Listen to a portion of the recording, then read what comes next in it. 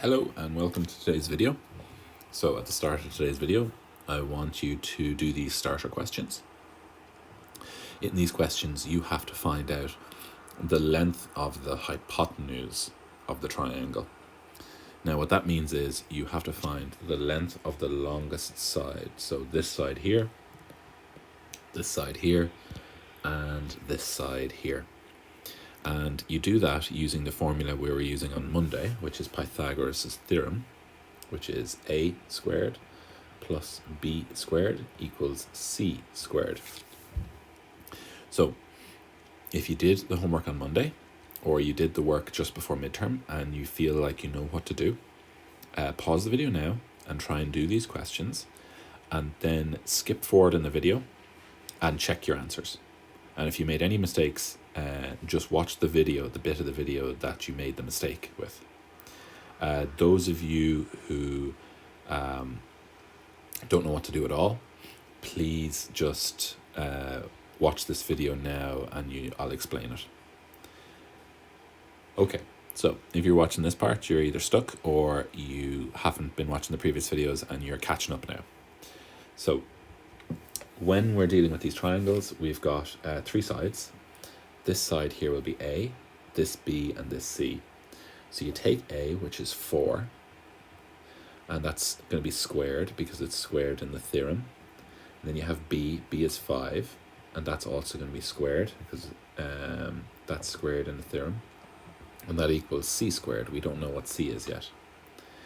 So 4 multiplied by 4, that's what 4 squared means. 4 by 4 is 16. And 5 multiplied by 5 is 25. 25 equals c squared. Okay, now 16 plus 25. So if you add 10 to 25, you get 35. And then you add 6 to 35, you get 41, don't you?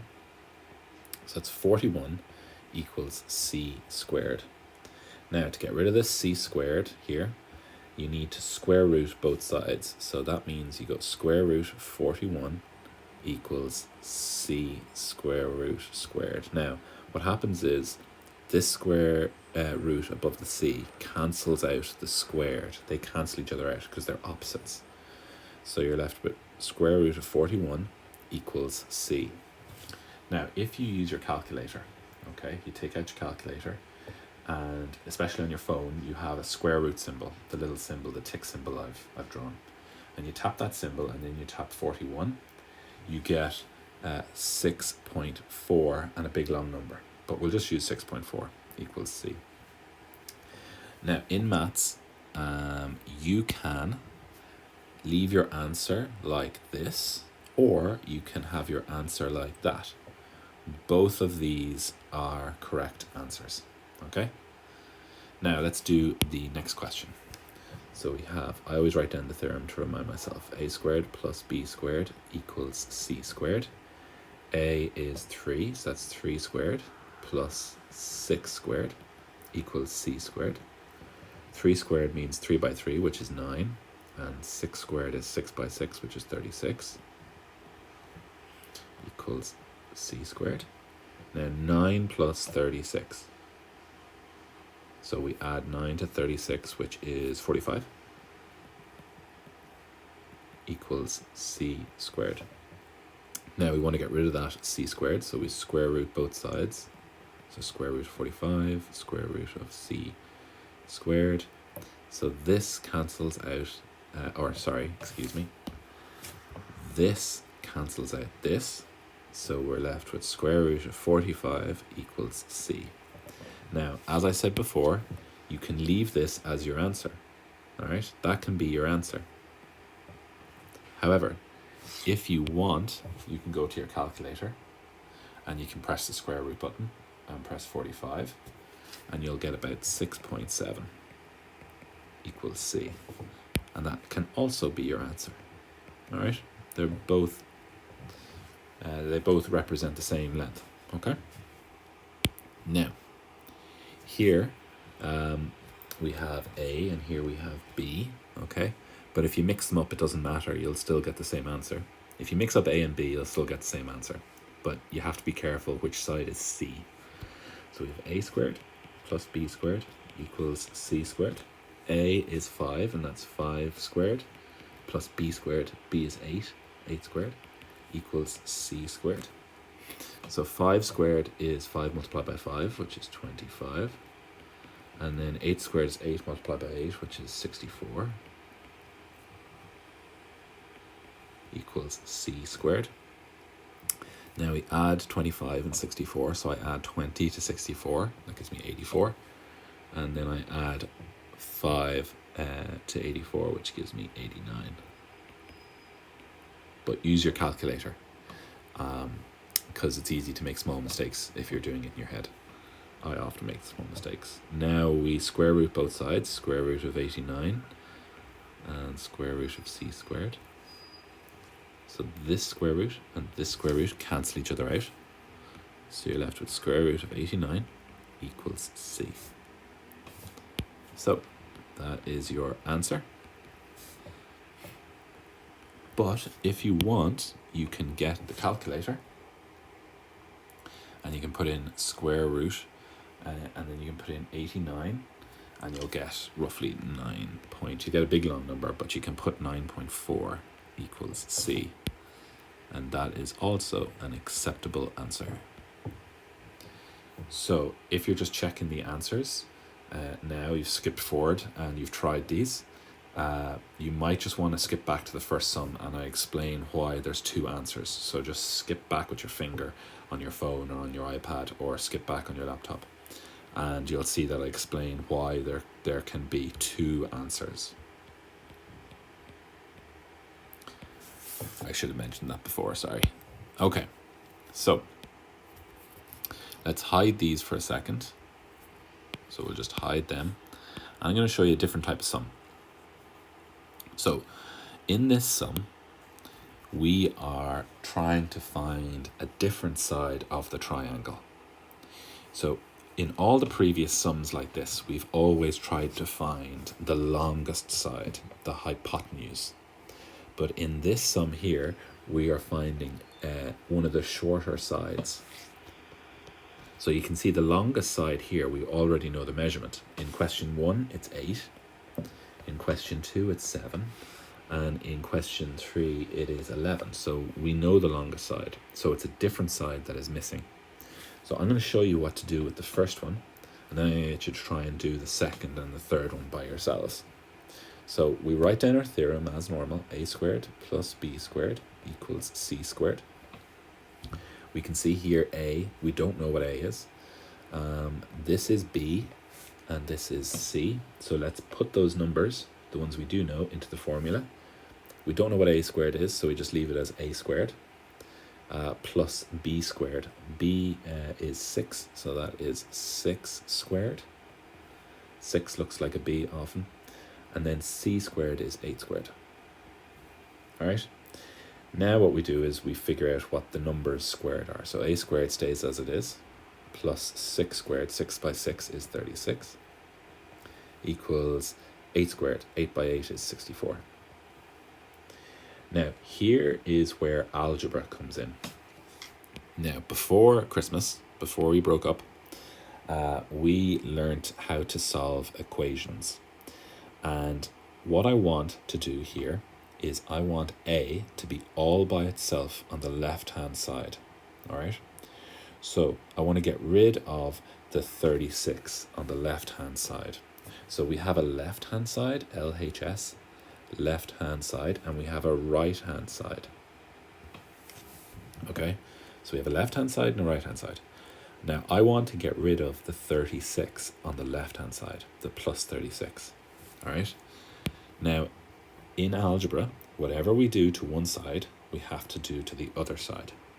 So I want to get rid of this 36. So what I do is I minus 36.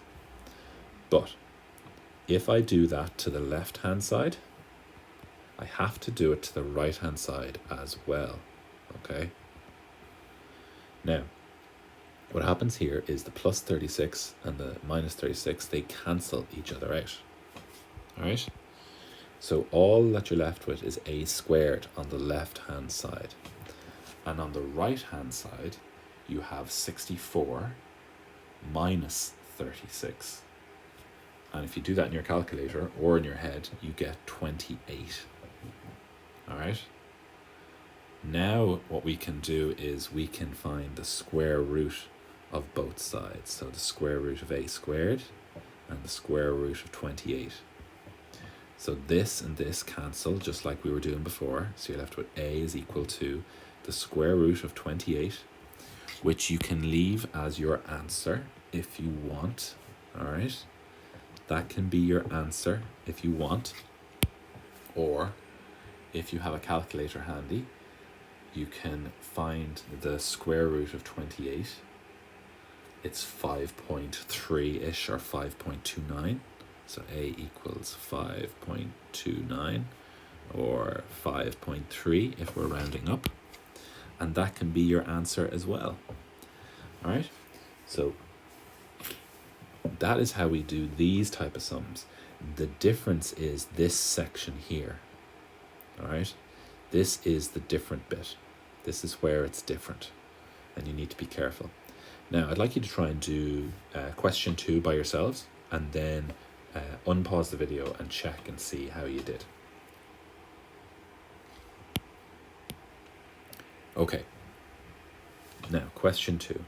We have a squared plus b squared equals c squared. Do we know what a is? We don't. So we leave a squared as it is. Do we know what b is? We do. B is 5. So it's going to be 5 squared equals c squared. Do we know what c squared is? Yes, we do. C is 7, so that's 7 squared. So our next line will be a squared plus 5 squared. 5 squared is 5 multiplied by 5, which is 25, equals 7 squared. 7 sevens are 49. And remember, here's where the algebra comes in. So here again, we have the left-hand side and we have the right-hand side. And, excuse me, and here we want to get rid of the 25. It's a plus 25, so I'm minus 25. But whatever I do to the left, I have to do to the right, so I'm minus 25 here. So that cancels.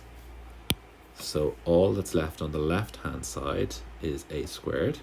But on the right-hand side, I have 49 minus 25, which is 24.